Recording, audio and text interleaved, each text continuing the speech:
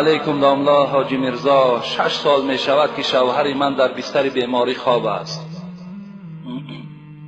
یک چند مراتبه موی سرش را خودم گرفتم، لیکن آدمان میگن که اگر زن موی سر شوهر را گیرد نکاحش بریده می شود.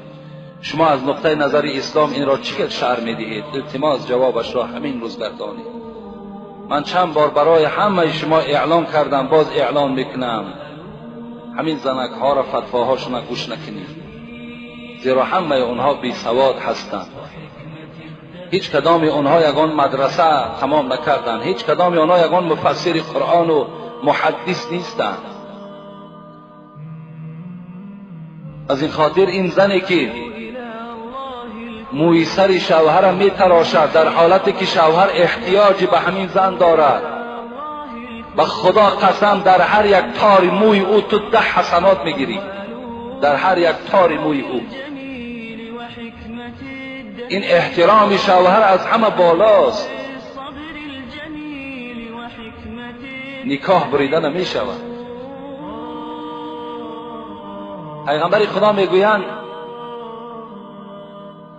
اذا غسلت المرأة ثياب زوجها كتب الله لها 1000 حسنه و غفر لها 1000 خطیئه.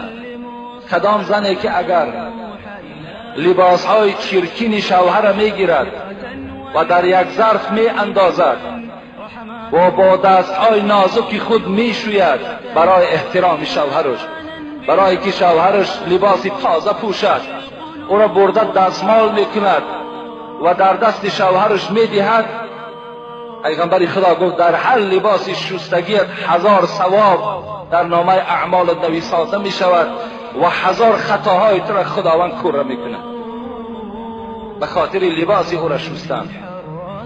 خوش به حال همون زنی که در این خیل حالت مونیس همون شوهرش می شود، شوهرش احترام میکند، بدن او را تازه میکند، موی سری او را میگیرد، کدام موی هایی که لازم باشد تازه میکند، بدن او را دائم پاکیزه نگه میدارد، بسترهای او را عوض میکند تا که رفیقان او آمده دیده از جایگاه خواب او حتی که چیکار کنند خرسند شوند که چی زنی مسلمانی داشته است. پیغمبر خدا میگوید قمت علی باب الجنه فاذا عامه من دخلها المساکین.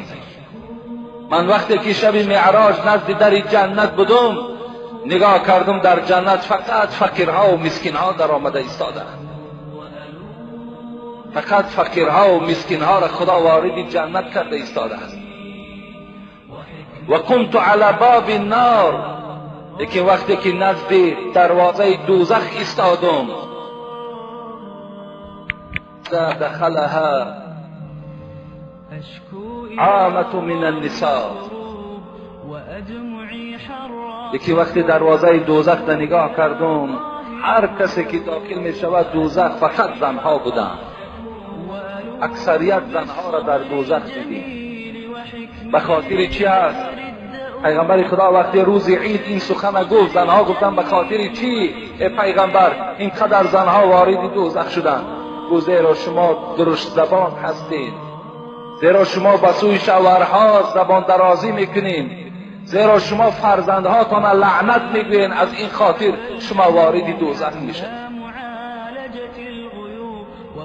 فرزندی که برای مادرش تیار از جان شده است، برای مادرش همه دواها را میکند، لیکن همین مادر با چیکار میکند؟ او را هلاک شوی میگوید، لعنتیش میگوید، چی دشنامهای قبیح باور که به فرزندها میدهند. این گونه زنها را پیغمبر خدا گفت اکثریت من در دوزخ دیدم. خوش به حال همون زنی که این گونه معامله ها را نسبت شوهرشان میکنند. خوش به حالتان، باور کنین ان شاء الله شما جنت را خریدید. رضا الزوج هو رضا الله. در بعضی حدیث ها آمده است رضاگی شوهر حتی رضاگی پروردگار هم هست. چه رضاگی پدر و مادر هم رضاگی خدا میگویند، برای زنها رضاگی شوهر هم رضاگی خدا میگویند.